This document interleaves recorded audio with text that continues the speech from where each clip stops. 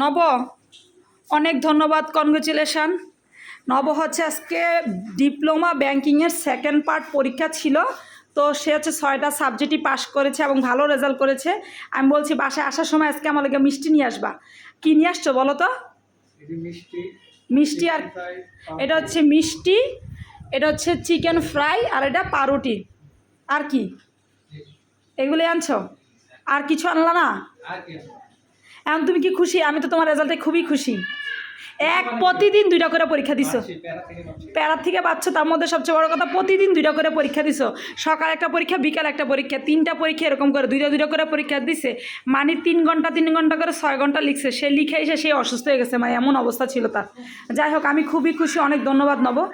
এখন আমি এইগুলো একটু দেখবো, একটু খুলে দেখাবো আমাকে কী নিয়ে আসছো? একটু খুলে দেখাও, একটু খুলে দেখাও কী নিয়ে আসছো, দেখি একটু কী নিয়ে আসছো।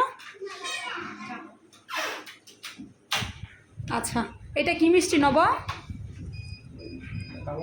কালো জাম। আর এইটা ইরানি ভোগ বলে। আচ্ছা, এই মিষ্টিটা দেখতে তো খুবই সুন্দর লাগতেছে। আমি এই মিষ্টি মনে কখনো খাই নাই। না, আমি খাই নেই। ও হ্যাঁ, এই মিষ্টিটা আমি সবসময় খাই।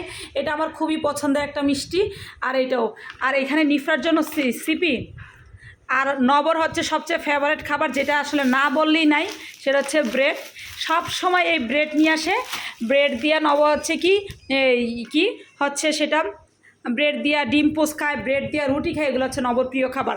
সাথে এখানে চিকেন ফ্রাইও নিয়ে আসছে, এগুলো আমি এখন আর খুললাম না। যাই হোক, আমি জাস্ট এমনি মজা করছিলাম। তুমি যে সিরিয়াস খাবার নিয়ে আসবে এটা আমি বুঝি, আমি জাস্ট এমনি মজা করে গেছি মিষ্টি নিয়ে এসো। অনেক ধন্যবাদ, থ্যাংক ইউ নব।